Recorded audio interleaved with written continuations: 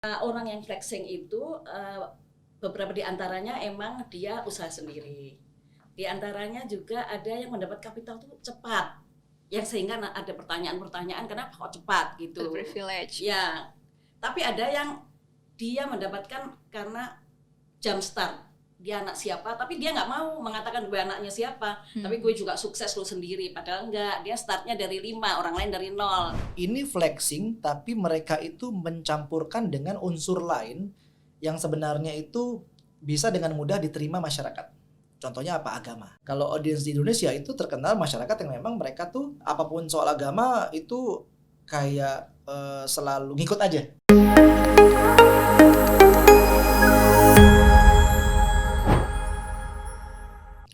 Habis beli rumah, beli mobil, jadi pamer. Welcome back to Talk and Share. Kalau kata orang nggak kenal nggak sayang, kenalin dulu, saya Reini Wulur. Dan sekarang udah waktunya sayang dong, udah bisa nih sayang. Nah kali ini Talk and Share 6 agak berbeda dari biasanya, karena kita kembali dengan format podcast. Jadi teman-teman di rumah semoga bisa lebih enjoy ya dengerin kita hari ini. Kita bakal ngebahas topik yang nggak kalah serunya. Ini topik udah sering banget jadi concern netizen. Bisa bikin seneng, marah, bahagia, iri, dengki. Pokoknya ini topik yang lagi viral-viral banget lah belakangan ini. Apalagi kalau bukan soal flexing. Nah ini nggak cuma dari kalangan manapun aja ya, tapi bahkan public figure pun banyak melakukan flexing. Bersama dengan kita udah ada 2 narasumber yang pengen aku ngobrol bareng sama mereka. Nah, di sini udah ada Ibu Nina Widiawati, MSI ya, Dr. Nina Widiawati, MSI, sebagai pakar media dari Lembaga Ilmu Pengetahuan Indonesia, atau sekarang lebih dikenal dengan BRIN. Halo Bu Nina, gimana nih? Halo Mbak Reni. Udah siap ya Bu ngomongin soal flexing kita hari ini? Tentu Mbak, kan tadi juga bilang lagi seru. Iya. Nah, kalau yang satu ini udah nggak asing lagi buat teman-teman yang sering ngikutin Media Buffet, udah nggak asing dengan CEO dan founder dari Media Buffet sendiri, yaitu bareng dengan saya, Mas Bima Marzuki. Halo Re. Halo, ketemu lagi Mas, kayak tadi Iya. baru di kantor ketemu. Iya, baru ketemu lagi kita. Oke nih, sebelum kita nanya-nanya ke 2 pakar praktisi dan juga pakar dari sisi teori ya, riset dan sebagainya, kita tuh udah ngelakuin sedikit tipis-tipis tanya-nanya ke pengikut-pengikutnya Media Buffet tentang flexing tuh di pandangannya teman-teman tuh seperti apa sih. Nah, saya minta untuk ditampilin ya langsung. Ini kita sum up, jadi sebenarnya ada banyak banget yang bales, tapi ternyata intinya sama aja. Semua ngelihat kalau flexing ini pamer. Flexing sama dengan pamer, memamerkan kemampuan, status, pencapaian secara sengaja dengan tujuan tertentu. Berarti termasuk ngepost sama pacar bisa pamer juga ini ya, Mas Bima dan Bu Nina ya. Lalu ada juga yang bilang marketing untuk membangun kepercayaan dan menunjukkan kepada customer. Nah ini yang bisa kita perdalamin juga nih, dari sisi brand, segimana flexing ini bisa jadi salah satu strategi dalam marketing kita. Kalau tadi kita udah ngebacain dari sisi netizen ngomong apa soal flexing, saya langsung penasaran pengen denger dari Mas Bima dan Bu Nina. Kalau flexing itu buat Bu Nina seperti apa sih? Kita ke Mas Bima dulu kali ya. Oke. Flexing itu simple ya. Sebenarnya flexing itu pamer kan ya, show off. Jadi kita memamerkan, kalau yang namanya memamerkan itu berarti apa yang kita punya yang mungkin orang lain nggak punya.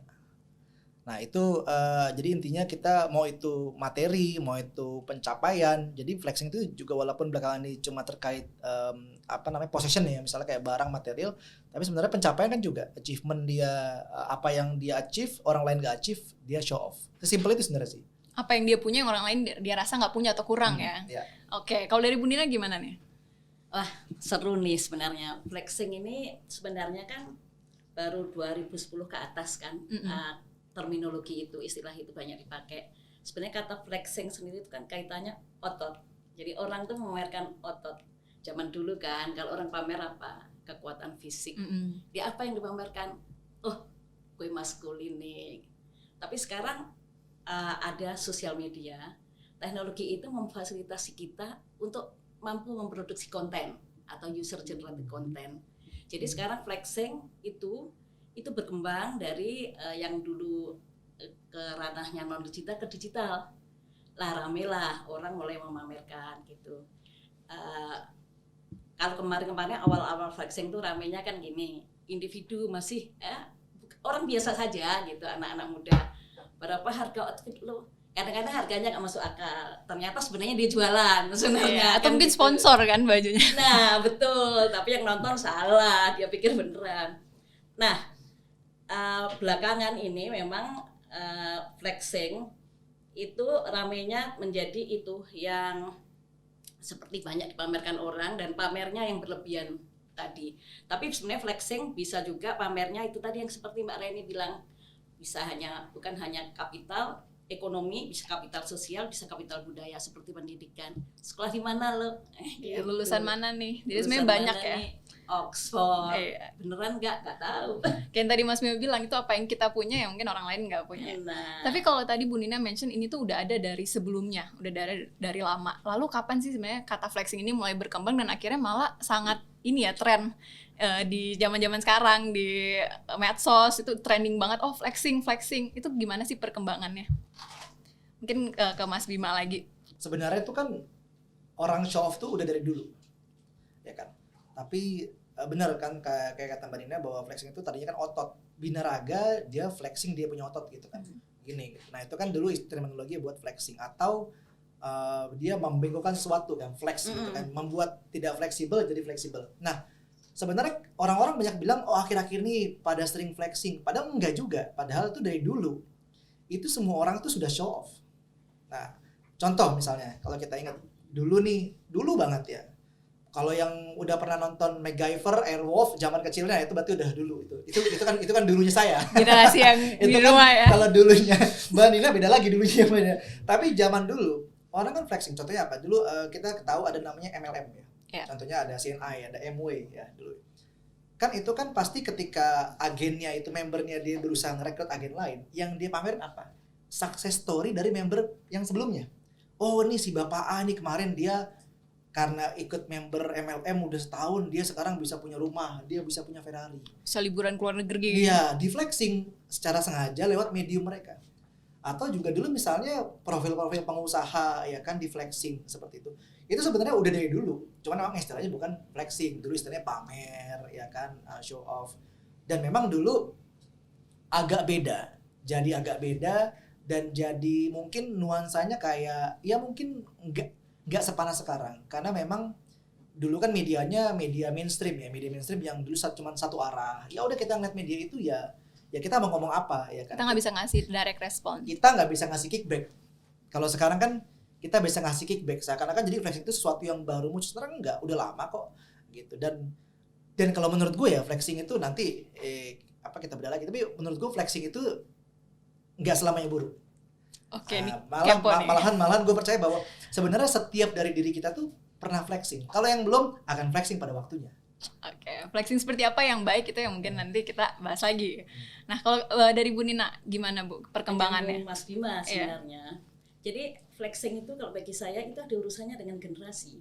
Kalau kita amati ya, siapa yang banyak flexing? Itu ada generasi millennials. Alasannya apa? Mereka itu digital native. Kalau orang kaya-kaya zaman dulu itu kan digital migran, nggak melek sosial media, jadi dia dan dia sudah diekspos oleh mainstream media gitu. Mungkin kebutuhannya tidak di situ, tapi bagi anak media dia mau narsisisme gitu, itu teknologi digital memfasilitasi, memamerkan kekayaan gitu. Wih sukses nih gitu, seperti yang fenomena akhir-akhir ini gitu, sukses. Tapi suksesnya dalam waktu pendek gitu. Tapi kenapa kok generasi milenial saja Bu Nina gitu. Generasi Z itu kemampuan teknologinya tidak kalah dengan generasi milenial, tentu sih lebih canggih. Tapi dia tidak ada yang belum ada yang diflexingkan.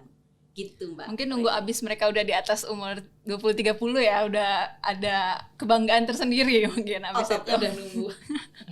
Lagi training kayak nih generasi Z. Nah, tapi kalau tadi Bu Nina, Mas Bima juga mention soal pamer kekayaan dan sebagainya. Tapi dari kalau katanya Profesor Renald Kasali, itu ada pepatah yang beliau ingat, itu kalau misalkan orang kaya itu sebenarnya nggak berbisik. Dan salah satu pepatah yang saya ingat adalah poverty screams, but wealth whispers. Jadi benar sekali bahwa orang-orang yang kaya itu tidak berisik whisper. Jadi agak malu membicarakan tentang kekayaan. Jadi, Nah, tapi kan apa bener nih kebanyakan fenomena yang terjadi sekarang, orang-orang yang flexing itu apakah mereka benar-benar kaya atau mereka itu insecure, nggak percaya diri dan akhirnya nunjukin itu, atau seperti apa nih, bagaimana menurut Bu Nina? Kalau yang flexing tadi, dia ingin menunjukkan ini lo gue loh, maksudnya orang yang flexing itu beberapa di antaranya emang dia usaha sendiri, di antaranya juga ada yang mendapat kapital tuh cepat, yang sehingga ada pertanyaan-pertanyaan kenapa kok cepat gitu. Privilege. Ya, tapi ada yang dia mendapatkan karena jump start. Dia anak siapa, tapi dia nggak mau mengatakan gue anaknya siapa, tapi gue juga sukses lo sendiri, padahal enggak, dia startnya dari 5, orang lain dari 0 gitu. Jadi sebenarnya ada rasa apa ya, dia juga tetap ingin memamerkan bahwa dia bisa gitu, walaupun dia seperti saya ceritakan tadi, Paris Hilton flexing itu ada studinya bahkan gitu, bahwa kenapa dia flexing, dia ingin menunjukkan bahwa gue tanpa Hilton sebenarnya gue bisa. Padahal sebenarnya enggak juga kan. Mungkin butuh validasi kali ya orang-orang yang flexing, bisa jadi. Ada betul, possibility-nya. Saya kira setuju. Kalau Mas Bima sendiri pernah flexing nggak, Mas? Sebelumnya gue mau nanggapin dulu ya bahwa sebenarnya ada nih konsep ya, ada konsep hipotesa mungkin ya, bahwa sebenarnya the lower the confidence, abis itu the highest orang itu makin pengen flexing. Kenapa, Mas? Nah itu nggak tahu kenapa ya, tapi itu kayaknya something has to do dengan psychological gitu ya.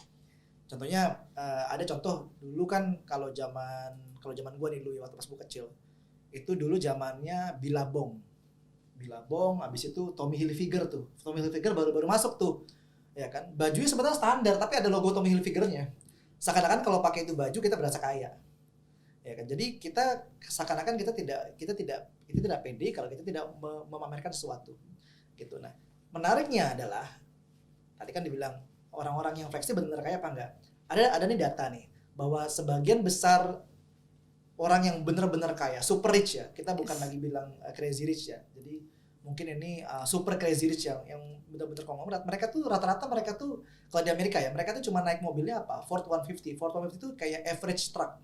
Kalau Amerika kan dia kan suka trucker ya, truck gitu kan, truck baik yang double cabin atau enggak yang gimana. Itu mereka tuh cuma naik itu. Kalau yang benar-benar kaya gitu. Ini memang bisa menunjukkan bahwa ya bisa jadi ada masalah psikologi, bisa jadi ada masalah strategi ya. Kalau secara psikologi itu another topik. Kalau ini secara flexing secara strategi, mungkin mereka benar-benar orang kaya atau mungkin bukan, tapi gimana itu jadi strategi, Mas? Iya, nah tadi kalau misalnya kita ditanya pernah flexing apa enggak, sebenarnya pernah dan sering. Tapi belum pernah dapat respon yang negatif. Ini Mas Bima sendiri atau Media Buffet? Dua-duanya. Jadi sebenarnya kan Media Buffet itu kan dibangun, mungkin kalau bisa bilang ya, Media Buffet kan membangun brandnya dengan flexing. Kayak gimana tuh, Mas? Spill dulu. Contohnya misalnya ya, sebenarnya ada beberapa pilar kita flexing, kita sharing. Nah, flexing and sharing itu berdua berjalan secara seiringan. Sharing itu kita sharing kita punya knowledge, ya kan, untuk mengedukasi orang-orang lain yang belum paham jadi paham, ya kan, sama buat secara nggak langsung sharing itu adalah flexing. Kenapa? Secara nggak langsung kita ngasih tahu, gue lebih tahu daripada lu. Nah, ketika kita ngelakuin sharing, maka di sharing itu ada 30% nawaitunya. Niatnya adalah flexing, ya kan? Somewhat audiensnya memang merespon bahwa oh iya ternyata you're the expert, kayak gitu.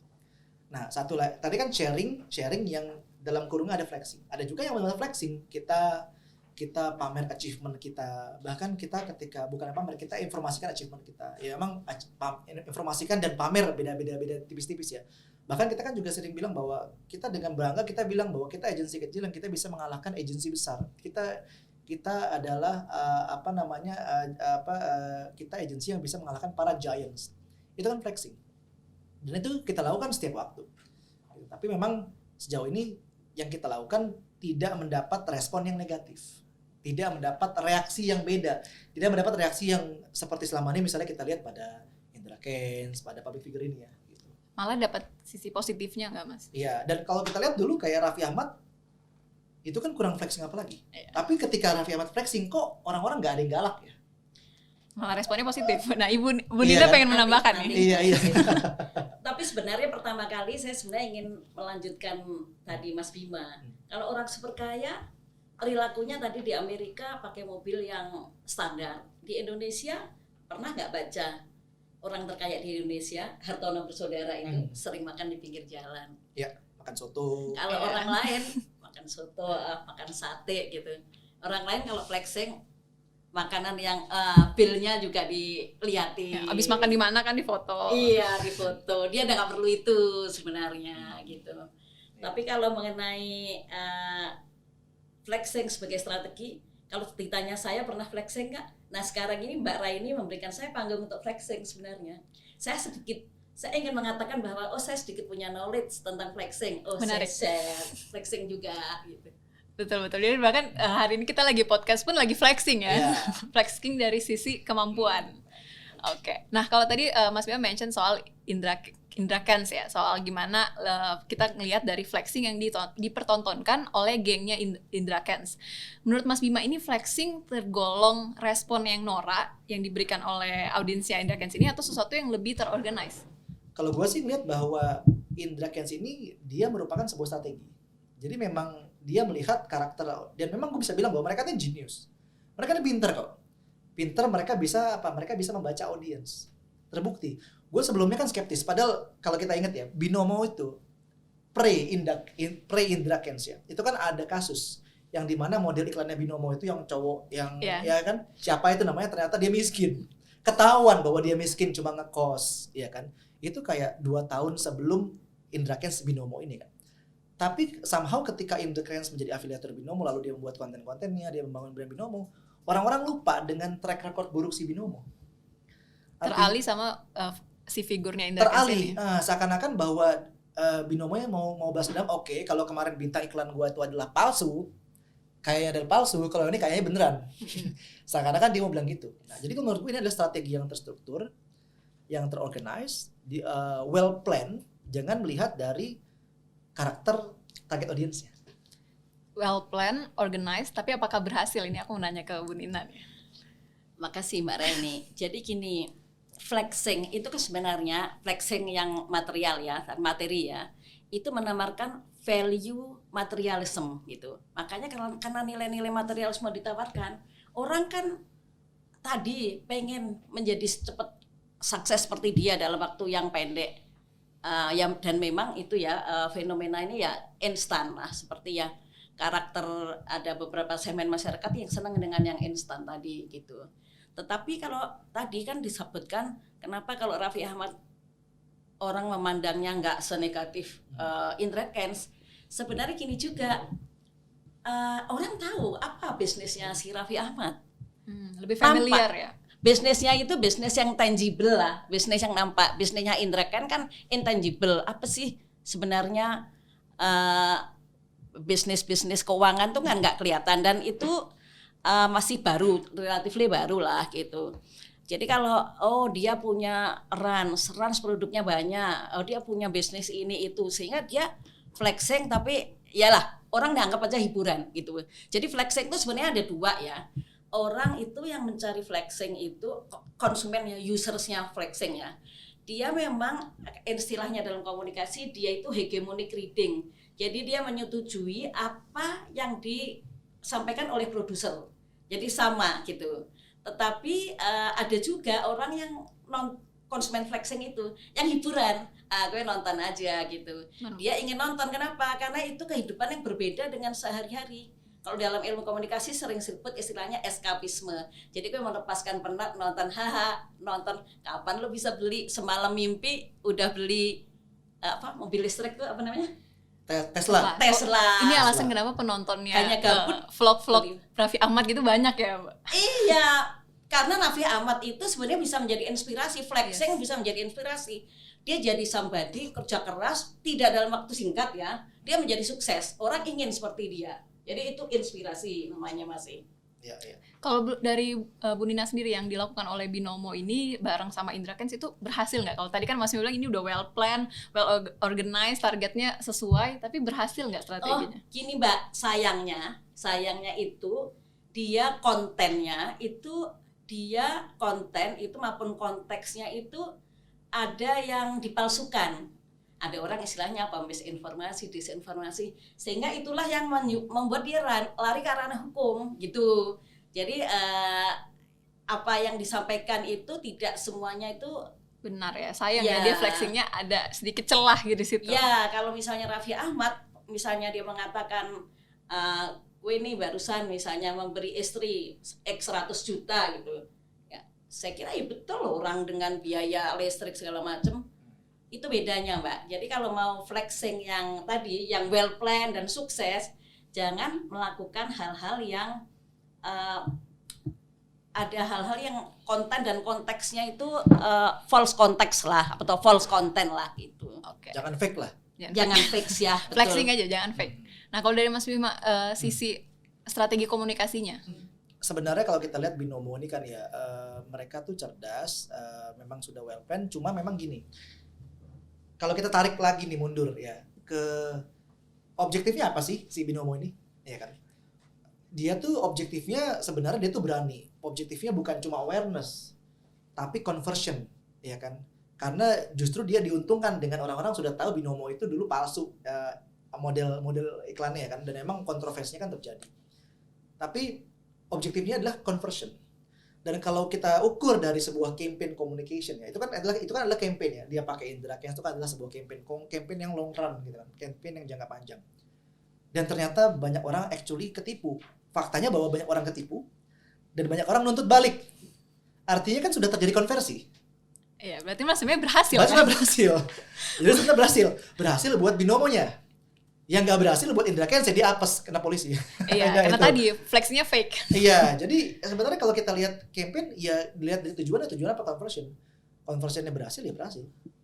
Gitu. Itu unfortunately ya, ada unfortunately ya. Oke, kalau tadi soal Indra Kents, soal Binomo, nah ini flexing kan nggak cuma mereka ya, ada yang banyak juga yang viral. Contohnya yang udah mungkin nggak asing soal First Travel, CEO-nya jalan-jalan ke luar negeri, update di sosmed, terus mungkin film, series Netflix yang agak trending topik juga waktu itu. Nah itu juga kan agak flexing banget ya Mas. Itu dan itu viral juga. Nah ini juga kalau dari sisi influencer mungkin yang maaf nih ini dari sisi TikTok ya. Kalau kita pengguna TikTok generasi milenial dan X itu Siska Call. Flexingin pakai ada mesin es krim, terus uangnya sebagainya. Nah kalau dari sisi marketing strategi, menurut pandangannya Mas Bima seperti apa? Oke. Nah jadi ini flexing tapi mereka itu mencampurkan dengan unsur lain yang sebenarnya itu bisa dengan mudah diterima masyarakat. Contohnya apa? Agama. Dan ini memang beda-beda nih berdasarkan audiensnya ya kan. Kalau audiens di Indonesia itu terkenal masyarakat yang memang mereka tuh ya apapun soal agama itu kayak selalu ngikut aja gitu ya. Jadi dia campurkan tuh produknya adalah produk agama, adalah haji ya kan, ibaratnya kan. Mereka menawarkan naik haji, umroh, dan mereka menawarkan juga mimpi. Dulu ada riset bahwa sebenarnya orang itu kan basically kan orang kan pengen bermimpi ya. Kita secara natural kita pengen bermimpi jadi lebih kaya. Kalau yang mungkin keluarga pengen mimpi punya anak banyak, ya kan. Pengen mimpi jadi sukses. Kalau yang belum punya pacar pengen mimpi punya pacar. Gitu kan. Kalau yang sudah punya pacar pengen mimpi menikah gitu kan. Akan selalu ada mimpi setelah mimpi. Nah, mimpi itulah yang sebenarnya dijual. Mimpi itulah yang sebenarnya dijual. Dan fakta bahwa mereka lihat itu dari sosial media, bukan dari media mainstream. Kalau media mainstream itu kan seakan-akan tokohnya tuh jauh, ya kan? Kalau kita lihat orang-orang di media mainstream tuh kayaknya wah ini orang masuk media tapi dia tuh jauh, dia tuh bukan gua.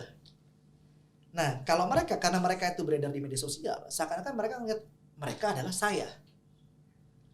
Sehingga kalau mereka adalah saya, maka saya bisa menjadi seperti mereka. Kebeli deh itu mimpi. Mimpi dijual, mimpi dibeli. Sold. Oke. Kalau dari Bu Nina sendiri gimana nih pandangannya soal kasus-kasus tadi nih? Di luar dari Indra Kents, di luar dari Binomo.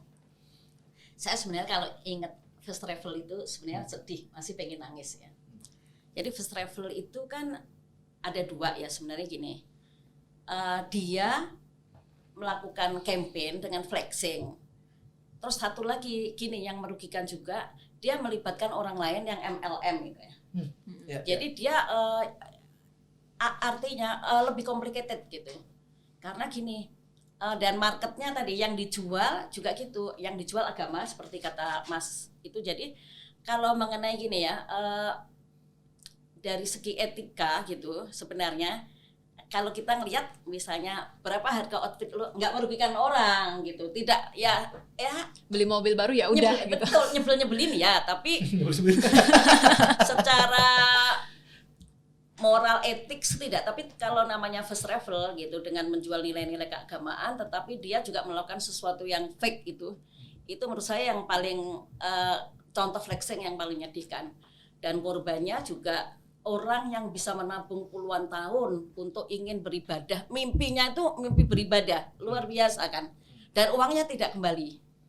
Dan dia terus akhirnya hidup seperti di dalam istana. Melihat rumahnya itu ya, rumah yang dibangun, kalau Ika itu kan generasi yang lebih muda ya, rumah yang dibeli itu ya mobil ya supercar. Kalau mereka kan membangun rumah itu seolah-olah rumah raja, rumah ratu itu yang disita oleh negara. Dan sayangnya lagi ya, ada hal-hal yang seperti ini negara belum mampu melindungi.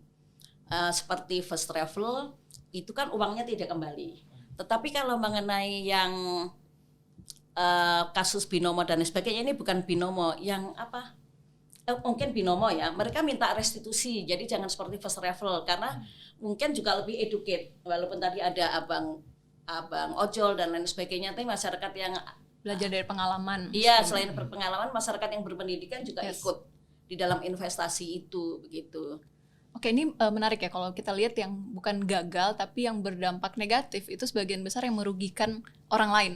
Jadi flexing yang ada kerugiannya gitu kan. Nah, ini aku mau balik nanya lagi ke Bu Dina. Kalau pandangan dari Bu Dina, flexing kan itu yang kayak tadi strateginya binomo sebenarnya berhasil, tapi merugikan, salah, fake. Lalu apa sih sebenarnya flexing yang dikategorikan salah atau kurang tepat atau tidak bisa diterima oleh masyarakat?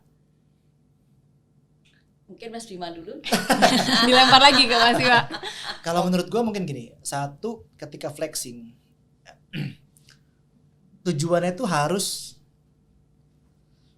nggak boleh jelek gitu loh. Tujuannya nggak boleh jelek ya kan. Karena misalnya kalau kita lihat yang terjadi pada binomo, gue juga tadi nggak paham ini binomo apa sih, dan gue tuh dulu tuh nggak tertarik untuk meneliti binomo itu apa. Ya kan, selain lucu-lucuan, ternyata bintang iklannya palsu ya kan, ternyata dia nge-cost, padahal iklannya dia di rumah gede banget. Tapi setelah muncul kasus flexing ini, oh ternyata kan ketika orang itu trading ya, kan dulu kan pernah ada orang yang mencoba. Jadi orang-orang itu misalnya nih kita bertiga, kita punya akun binomo nih. Kita sama-sama jual beli apa di binomo. Barang yang kita beli sama misalnya. Tapi di HP saya harganya naik, di HP Mbak Dina sama ini harganya turun. Padahal barang yang kita beli sama, momentumnya sama. Ternyata ada permainan di balik algoritmanya yang memang memainkan harganya. Semestinya harga itu kan terbentuk dari harga supply and demand, ya kan, dari harga market. Ternyata enggak. Nah, berarti kan barangnya itu pada akhirnya memang mereka datang dengan intention yang jelek. Niatnya tuh udah jelek. Niat baiknya nggak ada gitu dari awal. Niatnya jelek karena sebenarnya kalau kita lihat ada beberapa orang yang dia tuh flexing niatnya bagus. Apa itu? Memotivasi. Oke. Contohnya ada, kan? Mas. Contohnya misalnya kalau kita lihat kayak motivational coach ya kan, kayak Tung Desem gitu kan, ya kan. Oh saya bisa seperti ini karena gini. Dia tuh ngajarin bahwa nggak ada usaha yang sukses, nggak ada usaha yang instan, ya kan. Nggak ada sukses yang instan. Itu kan dia kan memotivasi step by step dia meng-guide orang supaya lu kerja keras. Gue dulu seperti ini. Memang dia menjual mimpi juga sama, ya kan. Dia menjual mimpi juga bahwa lu sekarang ini lu bisa bermimpi sama seperti gue, tapi niatnya nggak jelek gitu. Paling nggak tidak merugikan orang ketika orang kebeli mimpinya. Tapi kalau ketika seperti binomo ini kan, ketika orang kebeli mimpinya kan, dia pada akhirnya kan ternyata produknya itu fake gitu. Nah juga mungkin kalau gue lihat flexing itu menjadi salah ada hubungannya sama kondisi di sekitarnya. Seperti apa Mas? Misalnya gue kemarin juga sempat bertanya-tanya kenapa ya kok flexingnya Sule, flexingnya kayak ini Raffi Siska Ahmad, Cole. kok yang sebelum pandemi kok mereka adem-adem aja? Apakah mungkin cuma karena personnya gitu kan ya? Apakah memang karena Raffi Ahmad tuh lovable? Apakah karena memang dia itu sudah diketahui? Apakah cuma itu aja? Cuma mungkin gue rasa ada variabel momentum di sini. Karena kalau kita lihat momentumnya si Indra Kents ini kan pada saat pandemi. Jadi kita pamer di saat orang-orang lagi susah. Orang-orang kehilangan pekerjaan. Nah, gue rasa itu ada variabel momentum tuh di situ. Meskipun mungkin cuma part sedikit tapi ada mempengaruhi ya. Ada variabel momentum di situ. Karena kan kalau kita lihat itu kan flexing itu kan bentuk komunikasi, ya kan? Orang-orang sering bilang content is king. Kalau gue selalu bilang content is king is bullshit. Gitu, Karena kan? di luar konten ada banyak lain. Karena di luar konten ada banyak hal lain. Ada distribution dari kontennya. Ada momentumnya kontennya. Ada pembawa kontennya siapa, messengernya. Ya kan? Ada bagaimana menyampaikan kontennya. Ada kapan menyampaikan konten. Ada kenapanya. Gitu. Jadi kayaknya kalau kita lihat nih ada variabel waktu yang dominan nih dari flexingnya Indra Kents yang membuat itu jadi kacau. Oke, dua tadi ya, itu setuju sih dengan niat baik. Karena kalau misalnya kita kembali ke contoh yang lain kayak Siska Cole atau Raffi Ahmad, itu kan mereka niatnya yang menghibur ya. Entertain. Tanpa merugikan orang lain. Jadi Betul. meskipun kesel, ya kayak tadi Bu Nina bilang iri, dengki, kesel, tapi nggak rugi kitanya yang nonton. Malah terhibur. Nah kalau tadi menariknya kalau kayak yang Tinder Swindler, itu mimpinya agak beda tuh. Dia menjual mimpi akan romantisme. Iya kan? Dia menjual mimpi bahwa kalau lu bantu gue, lu ada di sisi gue, maka kita akan menjadi pasangan. Happily ever after. I love you, you love me, ya kan? Seperti itu. Yang dijual adalah cinta. Jadi kalau kita lihat tadi, ada yang dijual adalah agama, yang dijual adalah romantisme, yang dijual adalah materi. Banyak yang bisa dijual nih. Mungkin nanti kita ketemu banyak flexing yang dia ngejual yang lain lagi. Selain ketiga ini. Okay. Tapi kalau kita lihat tadi, tiga hal itu, agama, cinta, sama harta, itu kan elemen basic yang ada di kesadaran kita ya. Yang ya kan? dekat dengan masyarakat. Yang dekat, yang sehari memang ya kita tahu agama, cinta, harta, gitu. Mungkin nanti buat brand-brand ketika bangun strategi komunikasi itu sesuatu yang penting juga ya Mas. Maksudnya apa yang mau permasalahan atau fokus utama apa yang mau digait dari audiensnya. Gue sih pengennya bikin film agama, cinta, harta gitu. Udah bukan harta tahta wanita ya. Tapi sama-sama akhiran A. Iya, agama, cinta. Oke. Nah, kalau dari Bu Nina gimana, Bu? Sebenarnya menambahkan Mas Bima saja. Jadi memang momentum itu betul. Jadi sebenarnya empati itu penting ya. Jadi kita orang yang flexing itu juga harus tahu kondisi geografis maupun demografi masyarakat Indonesia. Sebenarnya siapa sih? Ya tadi kebetulan sedang pandemi gitu. Jadi kalau karena si Binomo tadi dia flexing itu untuk menawarkan produk kan sebenarnya, bahwa gue dengan Binomo gue sukses. Kalau saya baca-baca itu mereka yang pertama kali loss gitu, gue pertama kali juga gitu kok, lama-lama gain. Saya tuh sempat ngomong kalau semuanya gain yang loss siapa, hantu kan rasional. Tapi kalau Raffi Ahmad gitu ya orang anggap sebagai tontonan aja, sulit tontonan aja gitu. Dan selain gitu ya itu tadi masih ada success story yang orang lain mimpikan. Nah persoalannya maksudnya Ika itu agak sedikit absurd juga ketika yang saya katakan gabut semalam beli Tesla. Itu kan menurut saya absurd kok, tanpa ada gitu kan gitu. Uangnya dari mana gitu. Itu yang terus menjadi pertanyaan. Demikian juga yang kemarin rame ya. Yang salah satu yang dianggap crazy rich gitu. Karena dianggap secara kalkulasi itu enggak rasional gitu. Kenapa dia bisa punya pesawat pribadi yang ternyata akhirnya bukan gitu. Jadi tapi itu kan masih debatable sekarang ya. Utamanya kalau membangun brand flexing, tapi kita tahu market kita siapa, ada empati, jadi bisa menarik simpati lah gitu. Karena kan kalau marketing kan tujuannya kan mau membeli produk kita. Iya. Jadi flexing yang bukan nyebelin tadi. Ada nggak Mas Bima contoh flexing yang bisa dikategorikan berhasil dengan niatan yang baik, tapi dari sisi brand ya? Yang mungkin pernah dibantu Media Buffet atau mungkin Media Buffet sendiri. Oke.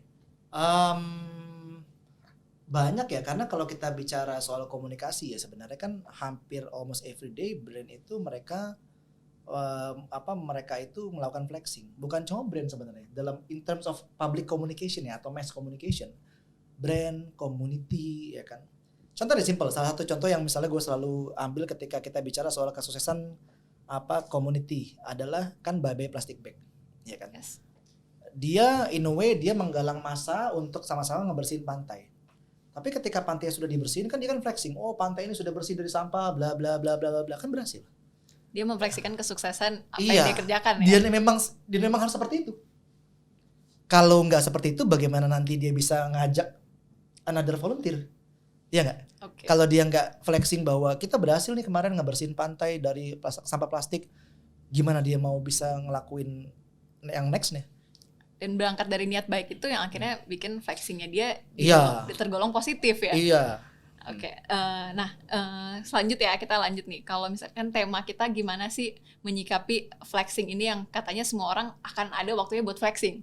Bahkan kata Mas Bima, semua orang udah flexing tanpa sadar gitu kan. Nah, tanggapan dari Bu Nina gimana sih audience atau bisa juga kita bertiga ya itu menyikapi fenomena flexing ini? Oh ya, sebelum saya menanggapi fenomena flexing, saya sedikit menambahkan yang brand tadi ya. Membangun brand itu memang selalu dengan flexing. Cuman dulu caranya diorganize oleh company, misalnya kapitalis media lah, misalnya iklan gitu, kulit putih, misalnya Elmen gitu, itu kan flexing juga. Tapi sekarang karena sesuatu itu bisa kita lakukan sendiri, produksi tadi bisa lakukan sendiri, membangun brand itu bisa individu tanpa melalui kapitalis media gitu. Sehingga kayak Ika, dia membangun Binomo gitu, nggak usah pakai iklan di TV lah gitu. Dia flexing pakai sosial media tadi. Kayak personal branding dia. Iya, personal branding dia kaya dalam waktu singkat gitu. Itu flexing. Ya kaitannya dengan brand gitu. Jadi bukan hal yang baru. Cuman metodenya baru, medianya baru, Ya. itu. Nah, juga selain gitu kan gini, tadi kalau dikatakan bahwa sebenarnya algoritma itu juga berpengaruh terhadap ini. Kalau misalnya ya kita Ika itu ya, misalnya itu adalah nama yang paling banyak dicari di Google gitu, Ika. Itu kan nanti dia akan menjadi punya nilai lebih kan gitu dibanding dengan sebenarnya lebih menguntungkan dibanding dengan di media, biayanya lebih kecil kan. Tapi kalau mengenai tadi yang ditanyakan Mbak Reni, pada dasarnya semua orang flexing. Sekarang kita lihat saja selfie itu, posting di sosial media, flexing enggak? Ada yang flexing dia keibuan, mencerminkan dia solehah gitu ya. Ada yang rajin banget hampir tiap hari. Kenapa orang melakukan flex? Pada dasar melakukan flexing, saya pernah menulis, Mbak, tentang saya menonton diri saya gitu. Itu adalah fenomena prosumer sebenarnya gitu. Gimana tuh? Ini menarik. Saya menonton diri saya. Iya. Saya termasuk yang abis ngepost di Instagram nontonin sendiri. Karena itu namanya fenomena prosumer tadi. Jadi karena awalnya yang seperti saya katakan di awal, sosial media memfasilitasi kita untuk memproduksi. Jadi kalau di dalam digital itu kita kan produser, kita memproduksi selfie gitu. Setelah kita produksi selfie, kita users, kita sebagai konsumer sekaligus user kan, kita nikmati sendiri sebenarnya. Sebenarnya pertama kali orang melakukan flexing itu sebenarnya menikmati pertama sendiri kita dulu. Habis itu kita posting. Nah di situ kita punya nilai lebih. Namanya kita punya pengalaman berjejaring, teman kita nanti like, komen gitu. Kalau dapat gini banyak, oke. Jadi merasa itu disukai. Itu yang disebut namanya users experience. Itu bedanya cara kerja sosial media dan cara kerja mainstream media. Oke, mungkin itu kenapa sekarang lebih banyak orang yang jadinya punya chance untuk flexing. Kalau dulu hanya orang yang bisa punya akses ke mass media, tapi sekarang ya dia punya followers berapa aja dia bisa flexing. Nah, untung kan Mbak, selain dia bisa menikmati dia sendiri, bisa dapat uang. Oh iya, betul. Bisa jadi passive income. Bisa dari kapital ekonomi lagi. Mas Bima gimana nih menyikapi flexing ini? Yang harus kita pahamin adalah flexing ini sekarang sudah bukan lagi one man show. Tapi sudah berubah menjadi industri kebohongan. Seperti apa maksudnya? Jadi kalau misalnya tadi kita bahas, Raffi Ahmad flexing, tapi dia kan tidak bohong. Ya kan? Achievement dia ya achievement dia, cuma dia pamerin gitu kan. Nah sekarang yang terjadi adalah yang bukan achievement dia pamerin, gitu kan. Pura-pura beli mobil, ya kan. Pura-pura mobil itu dibuat konten seakan-akan dia pesan jam 3 pagi datang jam 6 pagi, padahal enggak, gitu kan. Lah ketika dia pura-pura beli mobil, mobilnya datang ke rumah dia, berarti kan dia kan nggak sendiri. Yang jual mobil kan juga terlibat dalam menciptakan kebohongan itu tadi. Oke. Ya kan? Jadi abis itu kenapa dia pura-pura membeli mobil? Karena dia pengen orang-orang menganggap bahwa dia itu sukses karena binomo. Atas perintah siapa? Atas perintah binomonya. Jadi ada pemilik kapitalnya, ya kan? Ada pelaksananya, ada asosiatnya, ada audiensnya. Jadi kayak semacam terbentuk sebuah ekosistem itu kan mirip kayak industri mobil. Ada yang butuh mobil, ya kan? Ada yang punya modal buat bikin pabrik mobil, ada yang bikin mobil, ya kan? Lalu ada yang nyediain spare part mobil, ada oli segala macam. Nah, itu kan menjadi sebuah industri. Nah, flexing ini pada akhirnya dia berubah menjadi sebuah industri kebohongan. Yang dimana pelakunya tidak lagi hanya satu orang, tidak lagi hanya Ika misalnya, tapi juga dia didukung oleh orang-orang yang lainnya. Sudah malah jadi terskenario ya Mas? Terskenario dan menjadi sebuah ekosistem baru gitu. Karena coba deh nanti tungguin ya. Gue yakin nih karena banyak brand atau banyak orang melihat bahwa Indra Kents walaupun dia di penjara tapi berhasil. Ya. Pasti banyak yang copy. Strateginya, caranya. Iya, caranya. Mungkin dia mungkin gue bisa copy tapi gimana caranya supaya gue enggak masuk penjara. Kan begitu ya. Ini berhasil, tapi gimana caranya supaya nasib gue enggak kayak Indra Kents nih. Malah lebih pintar biasa ya abis Malah itu. lebih pintar gitu kan. Jadi kayak ada flexing 2.0 nanti. Iya kan? Jadi yang perlu dipahami adalah flexing itu adalah menjadi sebuah industri. Sehingga kalau gue selalu bilang gini, jangan mengkultuskan orang. Kultuskanlah value-nya. Karena orang itu banyak salahnya deh. Ya kan, orang itu banyak salahnya, mau itu dia kan kita udah kebukti orang yang kelihatannya sangat suci ya kan, tapi begitu belakang-belakang kebongkar ya ternyata gini juga. Jadi jangan mengkultuskan orangnya, tapi ambil value-nya, terapin value-nya. Mungkin itu kalau gue sih selalu seperti itu ya. Jadi jangan lu percaya bahwa dia itu selalu benar. Nggak ada orang yang selalu benar. Justru biasanya adalah orang yang ketika dia merasa bahwa ketika kita lihat ini orang selalu benar, ini orang terlalu kaya, ini orang terlalu baik, biasanya ada udang di balik bakwan. Mana nih bakwan?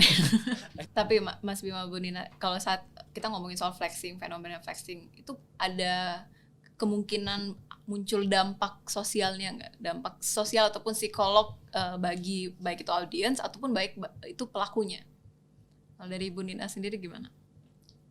Tentu saja Mbak, dampak psikologis. Jadi gini, ada orang yang tadi yang menganggap flexing itu adalah betul, yang gue banget tadi, tapi ternyata gue tidak mencapai, itu dampak psikologisnya kan luar biasa. Dan kalau dari studi sebenarnya, flexing itu meningkatkan orang itu menjadi shopaholic. Jadi karena dia menjadi shopaholic, kadang-kadang jadi kemampuan ekonominya, bukan kemampuan ekonominya ya. Jadi dia uangnya kepakai hal yang gak penting-penting. Sekarang ini juga ditunjang oleh belanja itu mudah kan. Klik saja barang datang ke rumah. Penting gak barang itu? Belum tentu. Hanya karena ada orang flexing, kita mau, gue bisa mau cantik kayak dia, barang datang ke rumah. Tapi ini memang studi ini memang yang saya baca dampak psikologis maupun dampak ekonomi itu cukup Mbak. Makanya tadi flexing boleh, tapi ada etik, moral yang harus dilakukan gitu. Terkait dengan masyarakat yang sekitarnya seperti tadi Mas Bima katakan gitu. Oke, tapi kalau dari sisi brand berarti berhasil Mas. Ya, betul. Dari brand-brand yang mungkin hal-hal yang nggak terlalu penting ya, bukan kebutuhan sehari-hari, tapi karena di flexingin akhirnya beli. Iya. Dan memang kan sebenarnya kalau kita lihat konsep flexing yang ada sekarang ya, itu kan sebenarnya kan seakan-akan orang itu sedang menjalani hidup yang life at the fullest gitu kan. Yeah. Menjalani hidup yang sangat sempurna. Nah, audiensnya mentranslate bahwa untuk gue menjadi seperti dia, menjalani life at the fullest, gue mesti belanja. Gue mesti beli barang lebih banyak gitu kan. Gue mesti punya ini nih. Gue mesti punya ini, gue mesti punya itu. Padahal enggak juga ya kan. Nah itu yang sebenarnya mungkin itu. Gue pernah baca artikel kalau nggak salah bahwa itu menciptakan konsumerisme ya. Jadi kayak dia boros mah gitu kan. Ditambah lagi Indonesia kan konsumennya sudah terkenal sangat apa namanya ya? Sangat yang Memang sebenarnya juga irasional konsumen iya betul. Oke, menarik.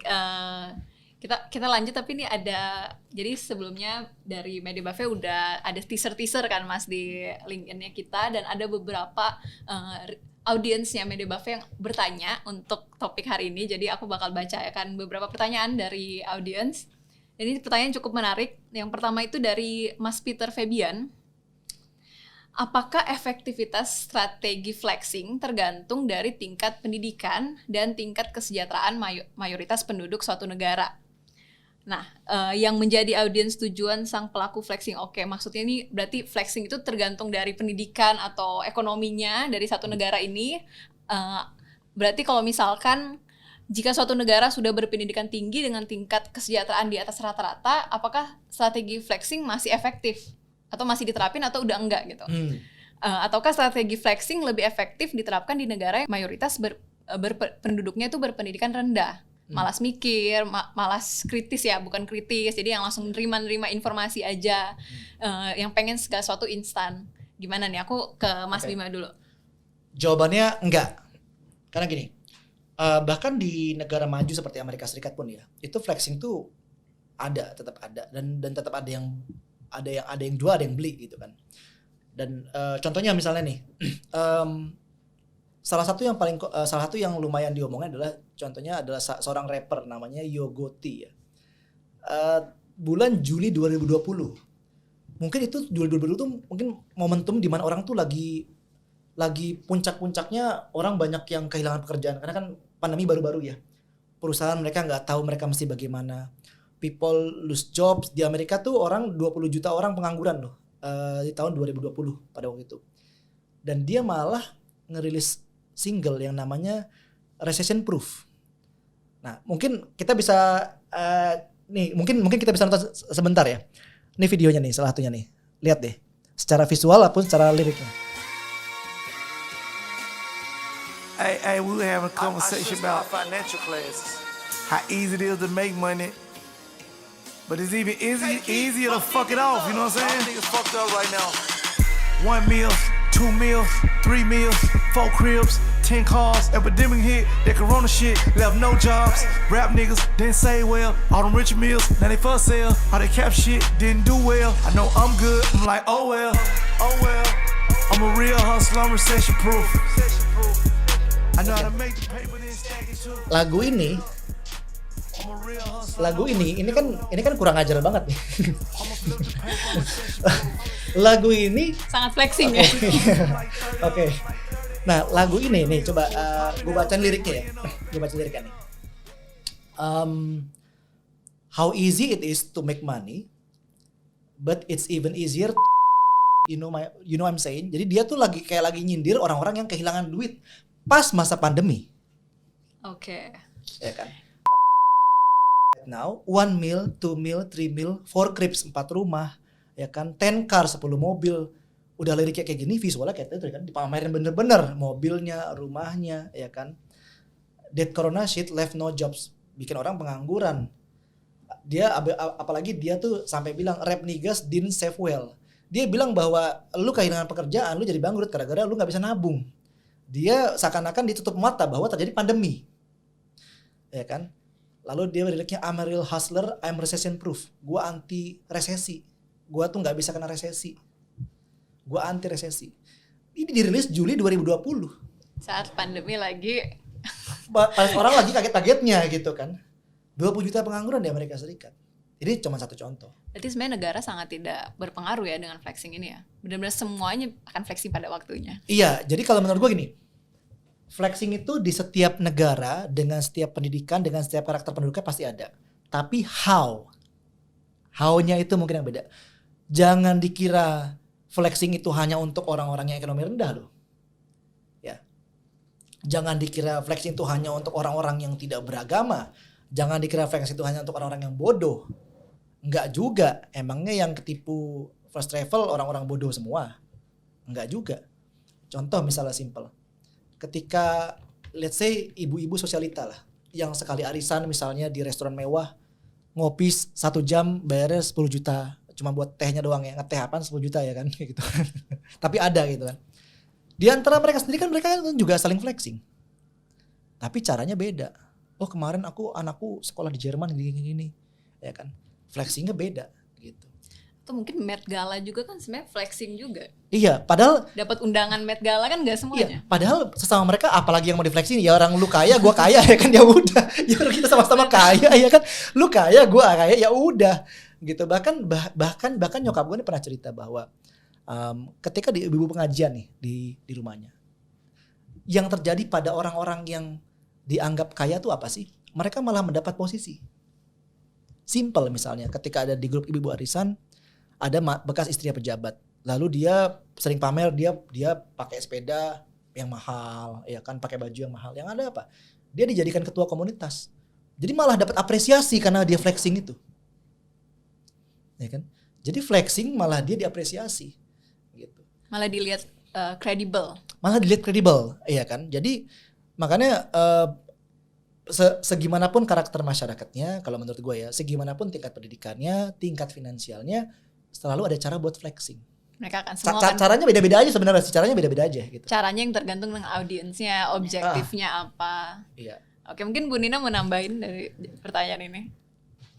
Saya kira flexing itu fenomena global, Pak. Jadi tidak hanya di negara-negara yang pendapatannya rendah, tapi tadi sepertinya sudah disampaikan Mas Bima.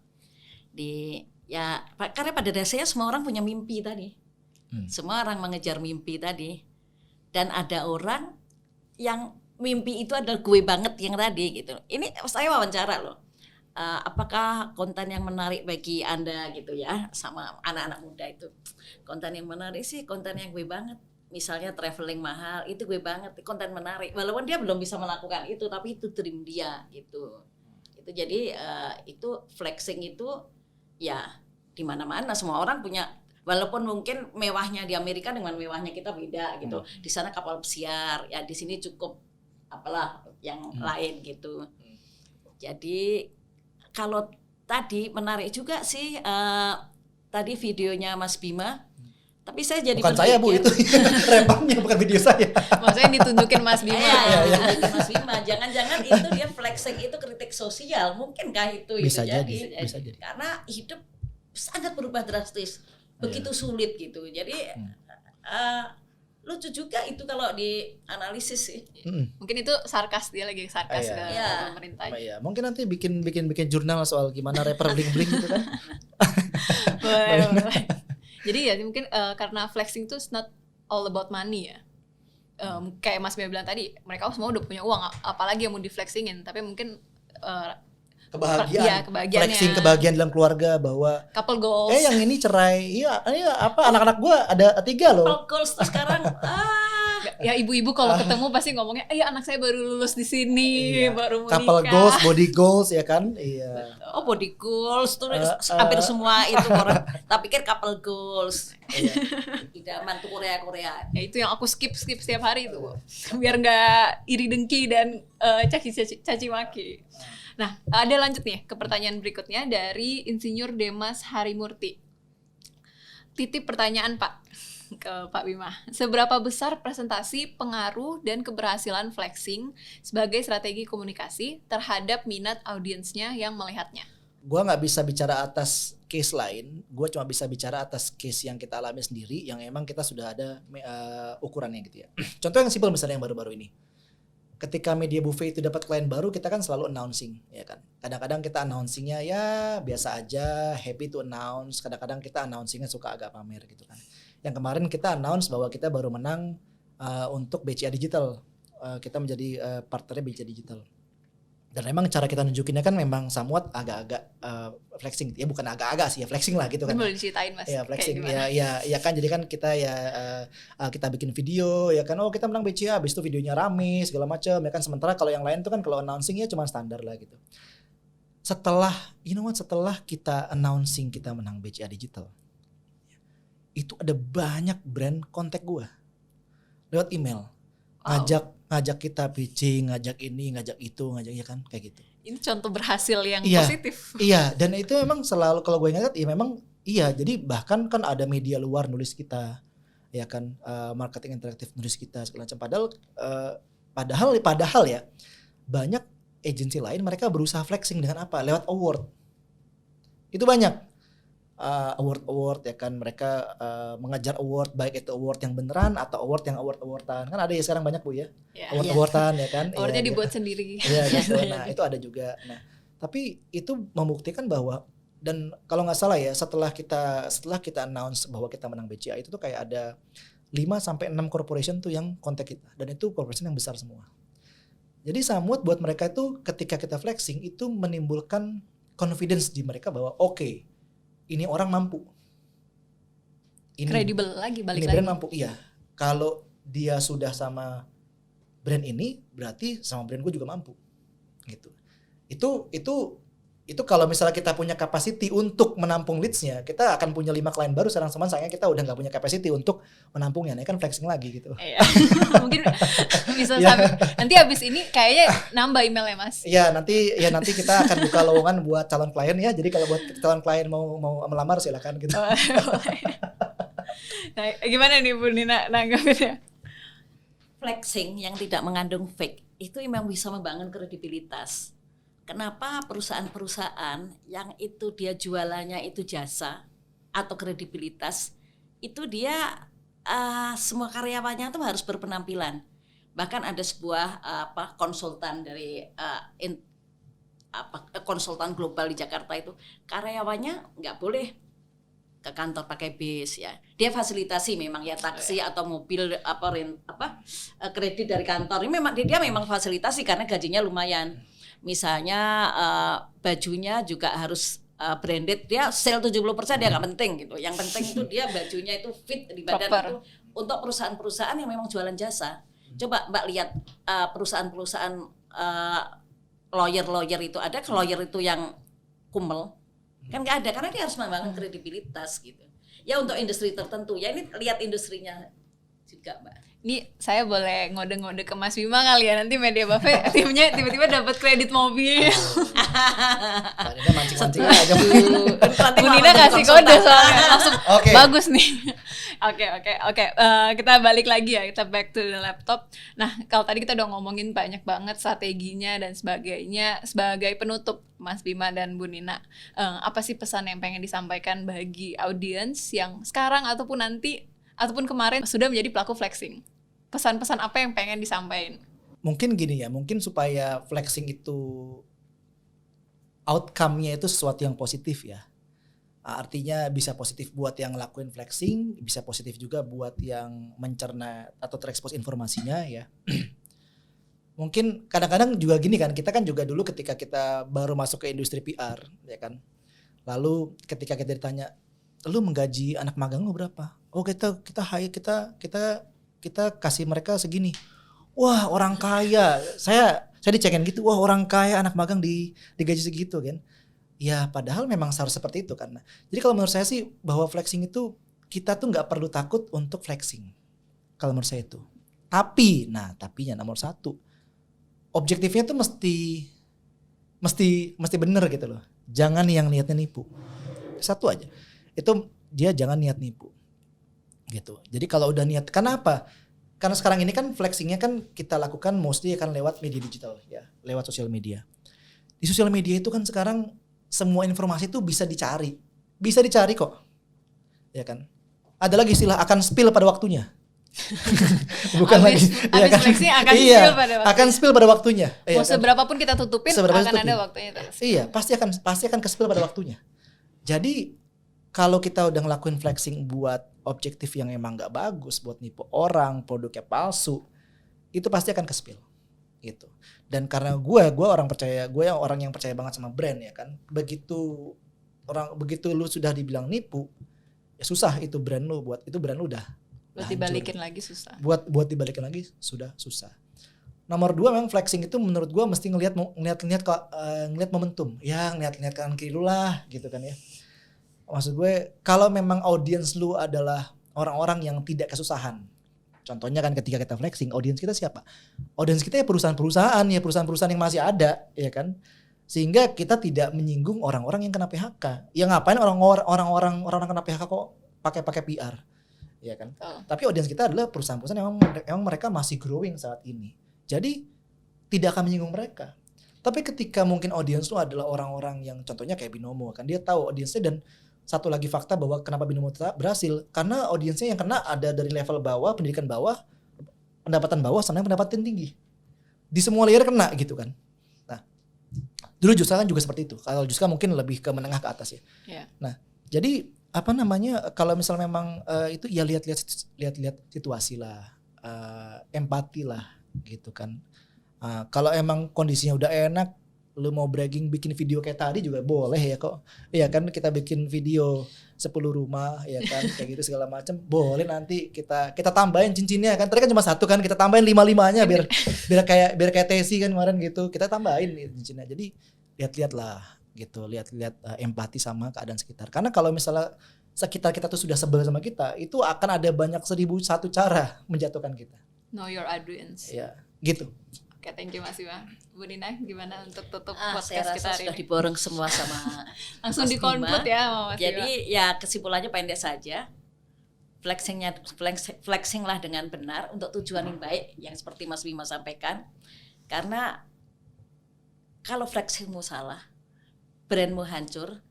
Brand itu ya baik company ya maupun personal brandingmu hancur dan sulit untuk membangun kembali. Oke. Selamat flexing. Selamat flexing, Soalnya oke. abis ini semuanya akan mulai flexing ya Bu. Nah, kayaknya kita masih bikin iklan flexing nih, seperti iklannya Marjan ya. Oke, boleh. Thank you Bu Nina, Mas Bima. Saya tutup dengan satu pantun. Smoothing rambut lurus. Flexing boleh, jujur harus. Itu sekian Cakep. dari ya lupa cakepnya ya, Cakep. harusnya cakep dulu. Ya, jadi kita flexing boleh tapi balik lagi kita kembali ke niat baiknya kita dan know your audience, tahu audience kamu apa, situasinya seperti apa. Jangan lupa untuk follow sosial medianya Media Buffet yang ada di atas atau di bawah, pokoknya ada di layar. Teman-teman jangan lupa follow supaya update terus dengan informasi terbaru atau study case terbaru dari Media Buffet tentunya. Dan juga jangan lupa untuk like video ini, menunjukkan antusias kalian supaya flexing kita berhasil. Komenin juga, ceritain mungkin flexing-flexingnya kalian kayak gimana, atau ada pertanyaan atau ide topik menarik buat next podcast, boleh ditaruh di kolom komen. Dan jangan lupa untuk subscribe supaya ketemu lagi bareng aku di podcast berikutnya. Bye-bye!